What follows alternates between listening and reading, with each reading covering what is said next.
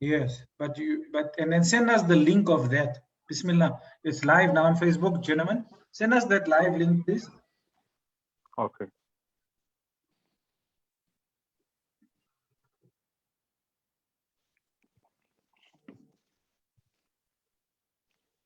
Are we live? Yep, let's go for it. Assalamu alaikum wa rahmatullah, gentlemen. Alaikum salam wa rahmatullahi wa barakatuh. How are you guys doing today? Nice to see you all again. I think this is week number 4 that we're meeting for. Imagine, we're actually pulling this off for 4 weeks between ourselves. Alhamdulillah. So, last week after our very interesting book discussion, and I still believe that book, The New Apartheid, needs to be continuously unpacked. Very, very important read. So just a little bit of a quick announcement. There will be an interview by a young Muslim, Sandila Ibrahim Malloy, with the author. It will be tomorrow about the new apartheid. It should be a very, very interesting discussion for whoever joined us last week for the book discussion and would like to build on further, and whoever is reading it, we will send out the details for that. Please have a look at that interview that Sandile Malloy, dear brother of ours, will be doing with Dr. Sizwe Mpofu Walsh, inshallah. But on to this weekend, I think it's quite important, today's discussion. Being Women's Month, August being Women's Month, and on Monday, South Africans observed the national holiday for Women's Day. As a public holiday, we celebrated National Women's Day. And August being Women's Month, generally always, there are lots of important discussions and actions that need to be taking place in broader society regarding women. Generally within Muslim society community, we're often very, very quick to have important discussions talking about status and the role of women in Islam. We will usually look at the Quran, the Sunnah, and the even the lives of the companions of the Prophet ﷺ that were women, such as his wives and others. Right? And we'll even draw on from Quranic figures such as Maryam alayhi salam, and so forth. We're looking at the issue of women within Islam. And this is great, and this is best. But along with that discussion, sometimes what is missing, unfortunately, just hold on. There's some feedback coming through. Monana Zakariyyah, is the Facebook Live or something on your side? There's feedback. Yes. Yeah, please. Yeah, you'll have to put it off. Unfortunately, not on just the feedback we're getting. So don't play it simultaneously. Okay, sorry, I'm going to continue. You're talking about Maryam alayhi salam. Yeah, the other part of the discussion regarding women in Islam, their rights, their roles, their duties, their contributions that they can make, an important part of any discussion is basically the role of men. Many women within society today, within Muslim society and beyond, are complaining about men. The type of men that we are today and the type of men that society is producing by and large. So today's discussion is really about, has masculinity died? Or another way of framing it is, has chivalry died? So, and what does it mean when we say that masculinity or chivalry has died? And what's the impact of that within society itself? So without further ado, this is the topic that I want us to discuss tonight between ourselves, and hopefully it will be, food for thought for others as well, inshallah. And in time, we'd also like to hear their views. So whoever's watching or will watch this podcast or listen to it, please feel free to post your views in the comment section, whether it's on Facebook or on YouTube later on, inshallah. So, gentlemen, when we say masculinity or chivalry, what comes to mind? What are you guys thinking about? Yeah, look, I think for me, we think about, in the old context, we think about knighthood. We think about brave men that can go out in war and in battle, and that can, fight for the honor of thy state and thy king and thy queen, and basically it's men who fight for a purpose, men who stand up for a purpose, whether it be that of the state or even for their family, even for their wives or their children. So for me, chivalry sort of brings about those thoughts. I don't know, Zakariyyah, maybe you have something else you want to add on that? I mean, for me, chivalry would, Bismillah ar-Rahman ar-Rahim. For me, chivalry would be more of, especially when I was, checking up some of the meanings in Lisan al-Arab, which is the book on the language of the Arabs, and just looking at, because I know he goes into diverse meanings. One of the things that captured my mind was that a man has different stages in his life. And this is, chivalry. So for example, from infancy, you become a youth, you become a teenager. And then from a teenager, in that phase, you're either a brother or a friend to somebody. And then as your life goes on, you become a husband. And then as time goes on, you become a father. And then as time goes on, you become a grandfather if there's still time. So when you look at manhood, this is the stages of chivalry. And each stage will define itself so that you can get to the next stage. Otherwise, you have old infants, for example, where somebody is a big man, but then he has the qualities of an infant. So at each stage, there's certain characteristics that need to be accomplished for you to travel to the next stage. So I would put chivalry in that classification. Okay. That's very interesting what both of you have to mention. Taking like kinds of like very classical definitions about what does it mean to actually be a man. So on the one hand, we have like warriorhood, like knighthood, being a soldier, being brave, being able to stand up for something, being courageous. And whatever you're going to go through stages in life, and as you're going through these stages, there's different roles that you can fulfill. And fulfilling these roles means it requires you to have, let's say, capacity. As your roles change, you will have different capacities. And I think that is very, very important. For example, when we look within our faith tradition, for example, we have the beautiful ayah of the Quran, الرجال قوامون على النساء, right? And there's this concept, and Mona, you are the Arabic linguist amongst us, of being qawwam, being responsible, being a caretaker, being a nurturer, being someone who has capacity to take care of another, if I'm understanding the word correctly. And a lot of young sisters today are complaining that basically the men in our society, and I'm saying this, and I'm not a feminist. This is our podcast, and we are quite frank on this podcast. I have big issues with feminism. I know feminism itself is something very, very different. There's different types of feminism. There's different shades of feminism. Excuse me. But oftentimes it can be really in conflict with Islam, right? But a lot of young women complain today that the men within our societies, the young men within our societies are basically like boys. They never grow up. There's only a certain set of responsibilities that they can never fulfill.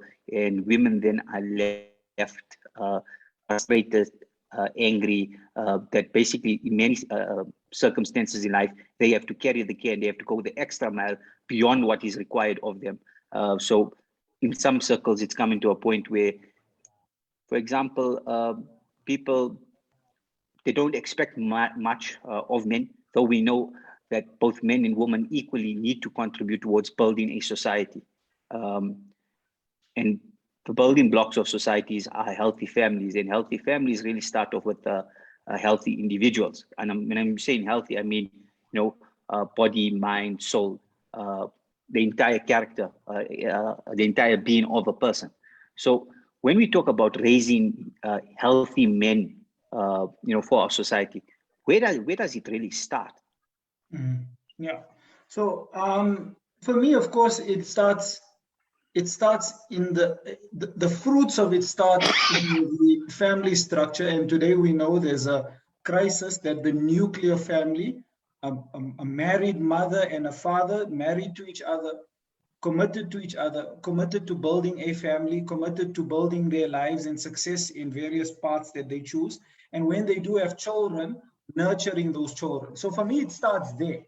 And it starts there because that's the first reference point that the child, whether it be the boy child or the girl child, has in terms of the context of their life. And that's why people will talk for years until the day they die even about how it was when they were with their mothers and their fathers. So for me, I think one of the challenges that we see today, and many scholars have also said this, and other sort of academic and thinkers of the time, that it's the nuclear family that's at threat today. And that's at threat because perhaps males are sleeping around, they're having multiple children with multiple people, and they don't take responsibility. Or male and female come together outside of wedlock, they enter into casual relationships, and both don't want the child. So the child goes up for adoption. In other instances, males also fail to fulfill their responsibilities as husbands in the relationship. And then they're not seen as the dominant, or let's not rather use the word dominant, but as you said, قوامون على النساء, as caregivers, as overseers, as those who look after the needs, the primary needs of a family. So I think if we have to talk about where does the problem start, it starts there. Is what type of home are our boy children growing up in? Also, I mean, there's also the concept of Sheikh Zakariyyah, please carry on, Habibi, carry on. Okay, but there's also the problem of toxic masculinity. People think, for example, that to be a man, right, you need to be violent, you need to be threatening, you need to be putting people in their place, or you need to be kind of like maybe even rude and unapproachable. And also it goes to a point where oftentimes this toxic masculinity really is directed against women or anybody just weak. And I think we really need to separate. No, you're going to toxic masculinity. What I'm saying is it starts in the family. I don't know if you have any thoughts on that. Let's start there first, perhaps. Maybe let's tackle that point of view before we get into the others. I'm just thinking now, unless you had that idea on your mind already and you just wanted to get there. But I mean, I don't know if you have any thoughts on the nuclear family and that structure as a starting point. You asked what's the starting point. So what's your thoughts firstly on that? Look, and I would just... The way I brought this up is that, in contrast, but okay, no problem. I would just add to that the nuclear family, which, for example, I know of many, gentlemen who grew up only with a mother or just with a father. And I mean, they grew up to be quite, responsible young men. And they adopted that responsibility, although there was no father figure. And then I also know young men who came from, families where the mother was not present, the father was not present. And they, at a very young age, became the father figure, and they took, responsibility. So I would also, bring it down to taking responsibility and, the lack of being taught responsibility. So I just wanted to add to that nuclear family that I don't think so. It's only that which contributes to the to a man growing up unresponsible. I don't know what's your take on that, Sidi Anwar or Mohammed Ismail? I think you definitely have a very strong point, right? Because at the end of the day, while generally a healthy family structure where both parents are present, and even where grandparents are present, because the idea of, let's say, intergenerational families where you're having parents, children, and grandparents present somehow, whether it's always on a daily basis or kids have regular contact with their grandparents and even extended members of their family. Well, that's very important. We do see things such as, like, one parent households. We even sometimes we see child headed households. That's a reality right now in South Africa, right? We've had this problem in South Africa for a while, but I think with the corona pandemic, this problem has even become worse.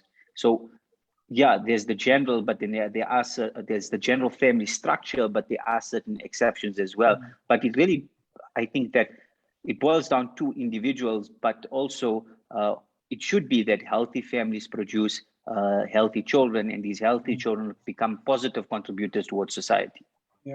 But ultimately, everyone reaches a point in life where they have to be responsible for themselves. I mean, in our lexicon of what we study within Islam, this is known as bad, and we know in fiqh, there's no action that you can carry out without being baligh and aqil, that you are physically mature and basically that you're mentally in the right frame of mind. For me, part of masculinity would be that you are in the right frame of mind. Okay. So maybe let's land our plane then on the burning issues around masculinity and why we think masculinity has died, or has masculinity died. You already brought up one burning platform, one burning point, which is toxic masculinity. The lack of responsibility, we've talked about that males are not taking responsibility for their roles in societies, particularly as fathers. What about males who who are trying to be more sort of effeminate? We can talk about that. We can talk about males who are losing their culture as males to basically indoctrination on what they see, maybe perhaps online, or what they see through movies and stuff like that. There's males also that we don't have males taking responsibility to be breadwinners, for example. So males who basically sit at home and let the wife work whilst he has a joyride at home. We're not talking about whether this is right or wrong, right? Let's just get that clear here in this podcast today. We're not going to the core of it and saying whether this is right or wrong. We're saying that things that are generally considered as masculinity, that is at threat here. And why is it at threat would be my question to you. I've just mentioned a few points as they are understood in society today, that these are the problems males are facing. But where's this threat coming from? Where did it originate from? What psychological influences are taking place in society, either in media, in education, and maybe in society at the communal level? Where is the root of this problem? I think as a build on, yes, we've identified a nuclear family, and I mean, we unpacked that for a while. Where else would you say the influence is coming on that's actually snatching these qualities and aspects of masculinity away from males? Look, I just wanted to throw in something for that. There's actually a hadith which I found very interesting, that al-mar'u ala dini khalili. فَلْيَنْظُرْ أَحَدُكُمْ مَنْ يُخَالِفُ. That a man is on the religion or the guidance of his friends. And that's why you have to be careful who you choose to mix with. Let's put it in that way. Who you choose to, take as a guide and as a friend in your life. And many times these actions that you find in men that are married, and this laziness or this is all from who this person had chosen. So you find somebody who's now 30 years old, and for the past 10 years, he's been with guys, they were just chilling around. And this is something which you see in many youth in today's time. I'm not saying all, but you see this here, where they're just chilling around, go for a drive, relax at malls or wherever, listen to whatever, and the discussions also, or what type of discussions they are. And work is not something which is, which is a major worry, because, in today's time, the modern social language has also taken effect on the way we define what is masculinity. The slogans like "you only love once," slogans like enjoy, so slogans like there's so many of these modern contemporary slogans which it makes you like think that you can take it cool. You don't need to rush. You don't need to. When as you get older, everything will come together. So I think so. The social media or the social environment that over the past 40 years that has been contributing towards the meaning of masculinity, whether it be on TikTok or whether it be on Instagram, the videos that the youth make. I mean, you find, and I hope I'm not digressing, but you look at some of the videos that they make on TikTok and you find a guy, for example, asking girls funny questions, and that's seen as masculine. You find a guy making fun of elderly people or whatever, and that is considered as masculinity. You find youth making videos of them being disrespectful to their mother and even giving a swearing word, and then when the father reacts, and so subhanallah, it's changing the meaning of even being a father or being a brother or being a respectful young boy. So the modern social has changed the meaning of even being a boy or just being a brother or being somebody who's responsible. So there's so much to unpack, but these are some of and that is why, I mentioned the hadith that, your friends play a very vital role also for me in this masculinity. I can agree with that. That obviously, who you keep companionship with obviously has a big impact on your life.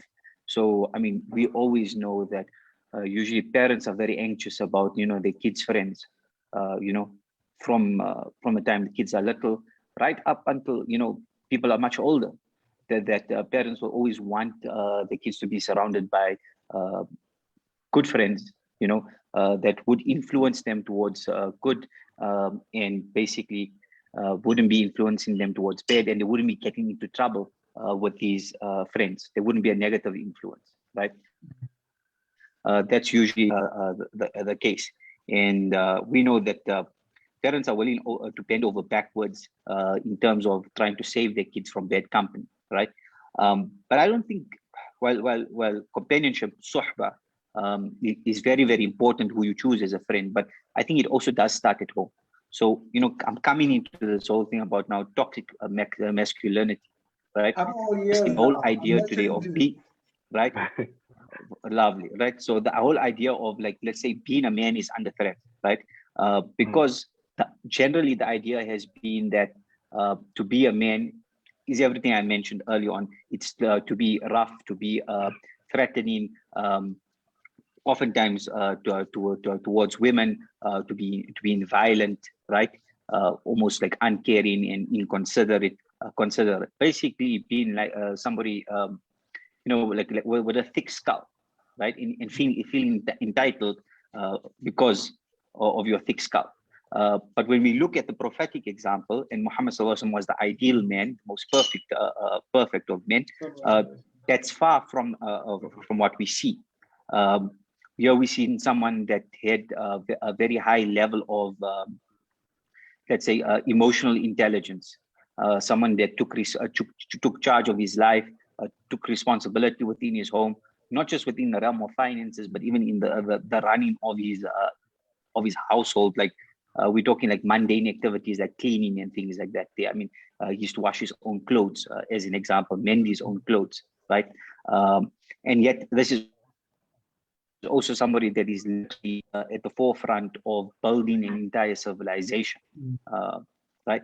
So the masculinity, the manhood, or the futuwa, the muru'a, futuwa basically means chivalry, muru'a means like how can we translate that? There's like a kind of a code of honor of Muhammad sallallahu alaihi wasallam, was everything that let's say reinforces goodness within society. I feel right now that we don't have a moral code that we subscribe to as young men within the society. So say being Muslim is one thing, mashallah, and that's supposed to be the elixir to all of our problems. But because we don't actually understand Islam, it oftentimes isn't. And we need to like basically revisit what does it mean to be a Muslim, and what does it mean to live with a code of morality that comes from Islam. And that wouldn't be something that's toxic. And I want to pick up on the point. I want to pick up. Sorry to interject, Anwar, but I want to pick up on the point around morality, because this is where I was going with the whole influence. Where's the influence of morality coming from? So the influence of morality is coming from the so-called pop stars, soccer stars, sportsmen, that we're seeing out there. And are those sportsmen, so never mind calling them out, and we don't want to mention names, or I don't want to mention names. Perhaps you would be more liberal in that sense and forthright. But rather than calling out names, what I'm saying is, are these really role models for masculinity? These famous soccer stars, these famous music artists. I saw something the other day, and I think I mentioned it to you guys. I think I mentioned it to you, Anwar, over the weekend, that last week we were in a particular presentation, and in terms of changing trends, the idea that rappers now appear to break down the barrier of sexual stereotyping of women, and they've now rather focused more inwardly, and now you have a rapper rapping in sort of not neutral lyrics, but less, with less sexual innuendo, but in order to show that he's now moving over and moving away from where rap was, which was very much degrading of women, he then appears with a necklace and a dress on. And I saw the picture. Look, I don't listen to rap. I don't watch rap. So what I'm saying is that now the influence of masculinity? That's like, can we even say, let's attack the influences that are coming today onto us as males, right? Are those influences, those social influences, that morality, are they even moral? So yes, one famous soccer star gives money to Palestine and is constantly punting the Palestinian cause. But on the other hand, the masculinity, and now you know by now who I'm talking about, let's ask that question. The masculinity that he espouses, right? Is that masculinity? I'm asking the question, is he the archetype of what masculinity is supposed to be? And mashallah, a very good question, which is definitely not the type of masculinity which we all need to aspire to, because many a times some of them are married 6, 7 times, gone through certain, when you just read of the things that happens in their lives, many a times you find intoxicants and this and that. And it's true what you're saying is that we then have to also ask scholars taking up the time to really discuss this and the question for me is that besides this year, which avenues are our youth besides from home? Which other avenues are they getting to interact with them being advised as how to, grow up as a man and take responsibility and the correct definitions of what is to be manhood, what is chivalry, from the correct guidance. So that is also my question, that is there enough content out there for the youth to latch on, or for men to take advice from? Well, clearly they've been followed. These people are being followed, and they're saying this is the masculinity that I want to be. I want to espouse, So maybe I kind of get what you're saying. I don't think I got entirely, perhaps, maybe what you're trying to say, Maulana, and maybe I would probably need to listen to that thought again. But Anwar, I don't know, maybe you want to check, maybe give your view on that influence. Is the current moral influence from certain, famous look, I think is that the right place? The simple answer is that in the majority of cases, no. In the majority of cases, no. But now and then there's a flicker of hope within mainstream media, or maybe some celebrity, whether they're a sports person or otherwise, right? That actually has some positive traits that you will be like, okay, you're not cool. Hey, Anwar, I think we've lost you, brother. Maulana Zakariyyah? Anwar's network is. Yeah, Anwar's network's bad. We need to give him a reprimand. Yeah, he's in the deep south there. That's why. Until he comes back, perhaps maybe you want to unpack that idea in a more succinct way for me, Maulana. I'm sorry, I just didn't get exactly what you were trying to say. Maybe one more time. So what I was trying to say is basically breaking it down. Let's say we take out the celebs and these actors and all of that stuff, right? Who we say is one of the reasons that some would aspire to be like that, or who's defining what is masculinity, with what they're wearing and how they. So my question is that if that is not if that is not who we want to show masculinity, then, for example, Muslim youth, I'm just putting for example, Muslim youth, who do we then say that is out there, propagating masculinity?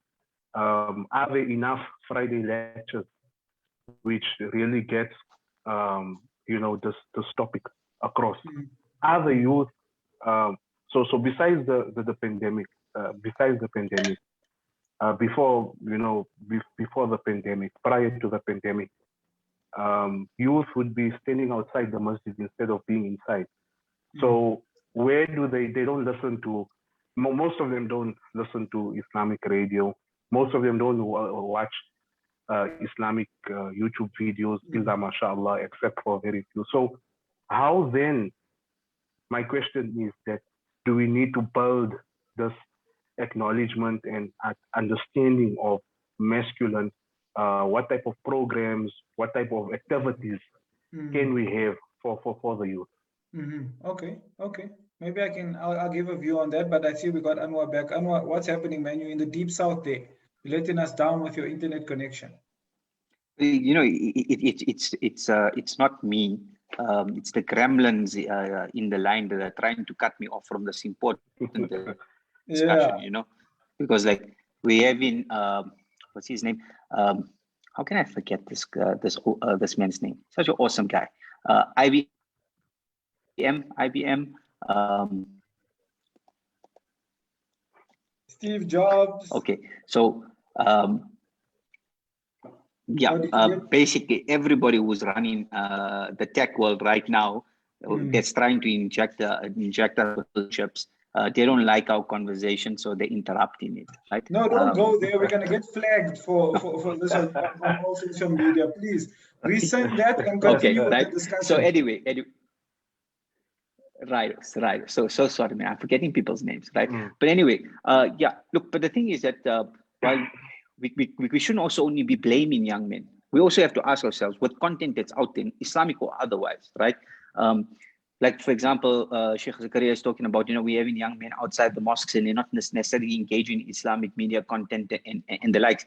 Yes, it's a problem, but are we actually engaging in us? Enough. Somebody's going to say that actually the three of us are actually quite boring. You know what I'm saying? Right? No, really speaking, right? It's possible, and that's fine.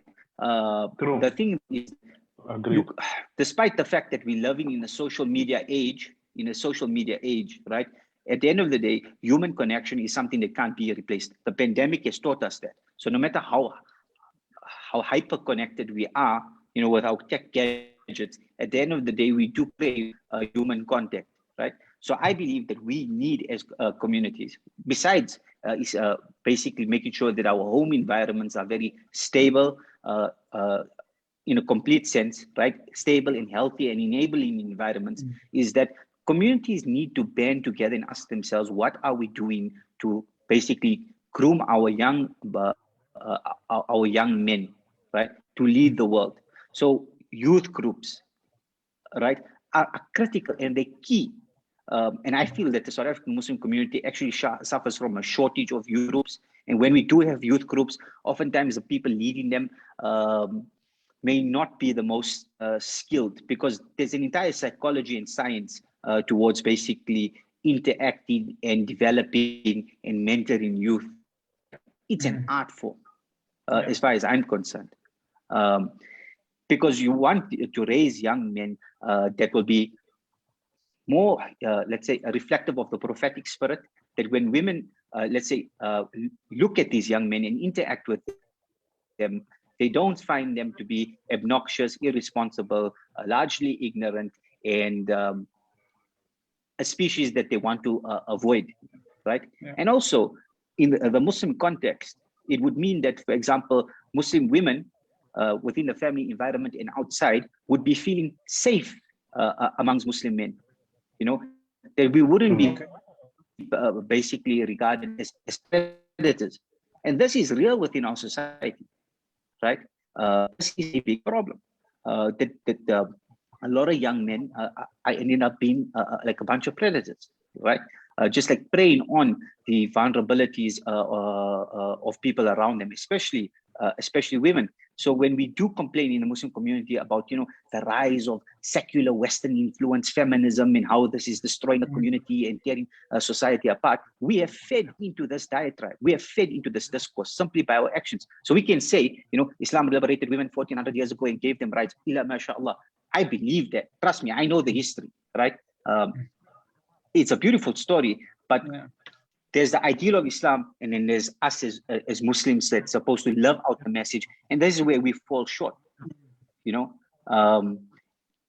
And just to go another point, actually, like a colleague of mine made this point. She said, you know, from the time that we are young, she was talking about herself and other young women, right? She said, we are trained to fulfill certain roles, them as young women. What are you people, the men, trained to do? You think that basically just being able to financially provide for a family makes you a man. You have like no emotional skills, no communication skills, no conflict resolution skills. You don't know how to give of your time, but you're expecting to basically have a successful marriage and a successful family, and raising successful kids. It's a fair point. Yeah. It's a fair point. Fair point, and one that I think. So we're going to then. I think what you're talking about and where we're going towards, where I think my mind's going is, what are the qualities then of masculinity that we are not seeing in society today? And perhaps maybe in the last couple of minutes that we have, I think we've just got about 10 or so minutes left. I'm going to express this, whether it's right or wrong. You know, this is how I'm reading the situation. So I'm going to look at, and I've just ran in my mind through qualities of masculinity that I've seen in the Holy Quran. And perhaps maybe I can just pick a few lessons that I'm seeing from it. So quickly, I see Musa, a prophet of God, sitting at a watering hole and sees the plight of two females. And then he goes and assists them. So he's helping two females who are being oppressed by other males. They're not given their right. They have to wait in a long line. They are trying to help their older father. So he goes and he helps them. They then see this masculinity, this ability to help and to want to be there for others, particularly women that are being oppressed in this instance. He goes ahead and helps them. They get so happy by it, they tell their father about it. The father sees qualities of masculinity in Musa والسلام, that he believes is appropriate for his work. So he asks him then to work, and then he marries him off to one of his daughters. And this is where he sees good qualities in Musa والسلام, that will serve not only his own interests in terms of his business, but also his wife. If you take Khidr or Khadir, when he gets to the broken wall, he builds the wall. You know, he doesn't leave it down. And he looks at it from the perspective of, what is the society needing to do? They need to protect the livelihood of these two young boys, you know. And if you think about the man in Surah Yasin, when he comes and he looks to the spiritual needs of his society, right? So a third man comes and he assists the two messengers that were there, and he assists them in their calling towards God.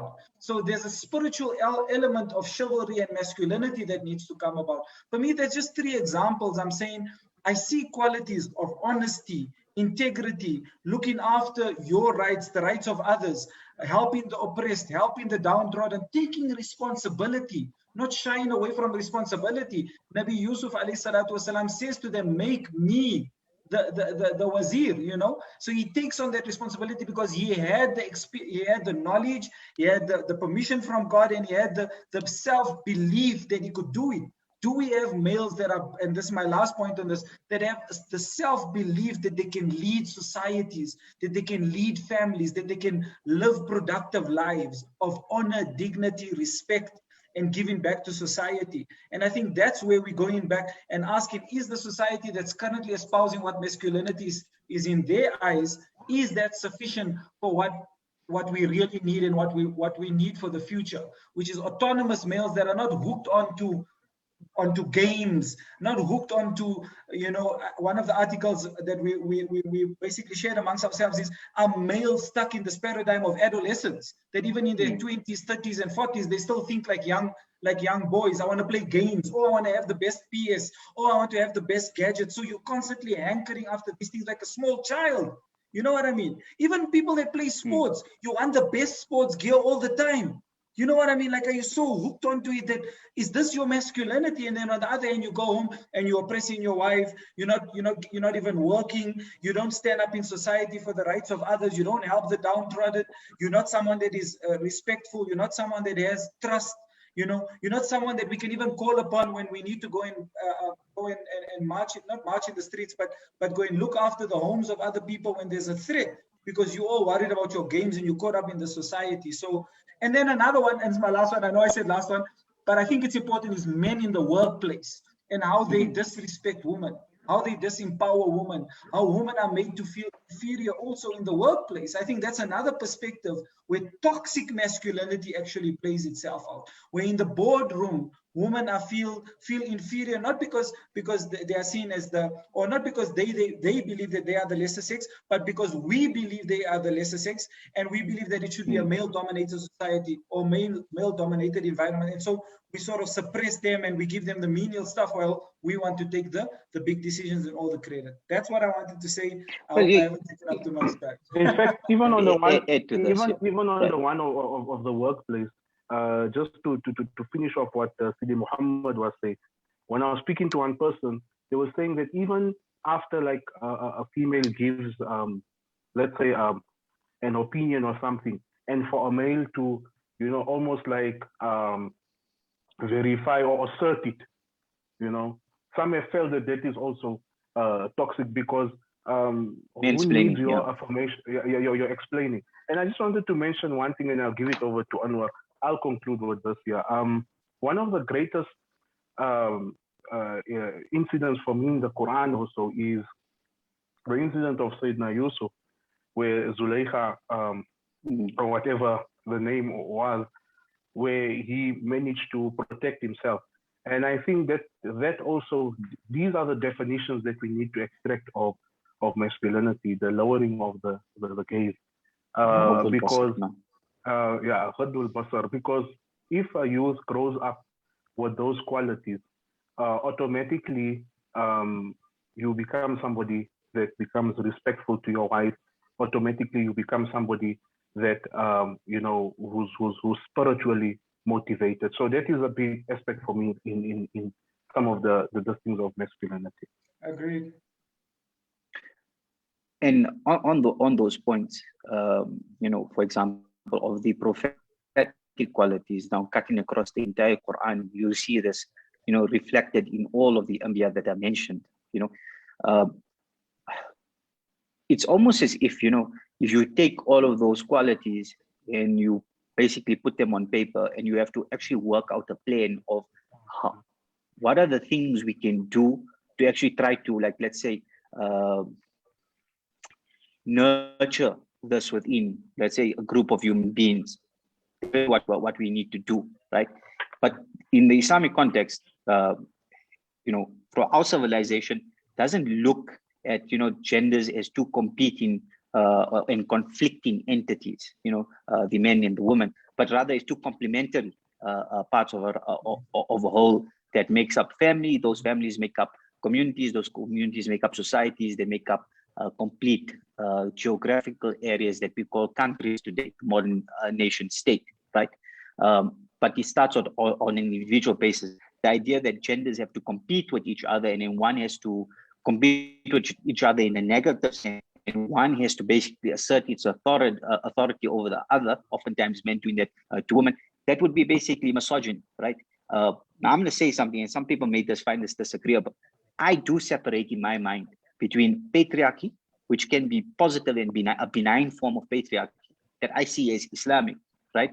And misogyny, which is basically a toxic masculinity that tries to subjugate, control, and oppress women in different ways. So like mansplaining is one of them, right? Like, I mean, I know plenty of women that if we put them on this, hold on. I know plenty of, hold on. I know plenty of women that will probably have been more articulate on this podcast than us, but then we have to mansplain this entire issue, right? On a point of clarity, are you saying patriarchy positive is men lead salah? I'm getting clarity here. Men can only lead salah in jama'ah in the masjid, right? That's a point of patriarchy, but it's positive and it's entrenched in our law, right? And then misogyny would be, dare I say, women not being allowed to come to the mosque. Oh, absolutely. There we go. I don't know. There we go. That example just came to my mind. Yeah, you mean barred? No, but like, you're hitting the nail on the head. Yeah. You're hitting the nail on the head, right? Because let's say, for example, the knee-jerk reaction is that always like, you know, for example, one group is a source of fitna. So irrespective of what Muhammad said, that you can't bar them access. Okay, maybe. So the best place to pray, maybe hold on. No.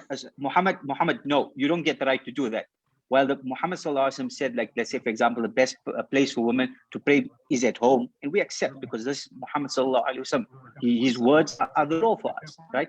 But he said, don't bar them access. So that means they have a right of access, right? Misogyny is saying that, you know what, we know better than Muhammad we are going to deny your right of access. So you can't. The patriarchy of Islam would be Muhammad says that we can't deny you access. There's a fine line. Yes, there's a fine line. We can't deny you access. So you can have access that comes with different conditions.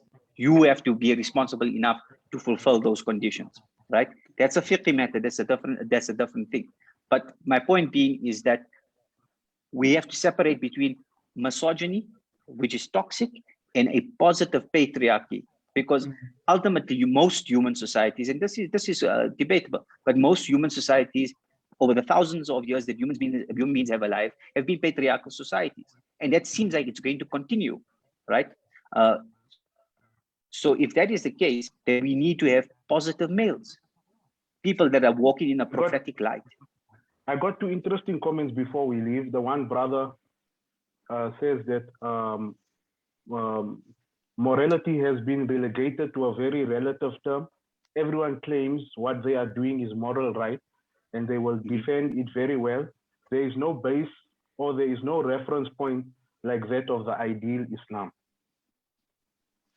So that's quite interesting. That's amazing. And one of the podcasts that we're going to talk about in the future would have to be about morality and how we define it. Inshallah, in time. Yeah. Okay. But gentlemen, time is up, inshallah. This has been a very interesting discussion, and we will conclude here, inshallah. I think collectively we can close with Surah Al-Asr, inshallah. And we'll meet next week, hopefully, to discuss something worthwhile, inshallah. Shukran jazeelan. السلام عليكم ورحمة الله وبركاته. أعوذ بالله من الشيطان الرجيم. بسم الله الرحمن الرحيم. والعصر إن الإنسان لفي خسر إلا الذين آمنوا وعملوا الصالحات وتواصوا بالحق وتواصوا بالصبر. جزاكم الله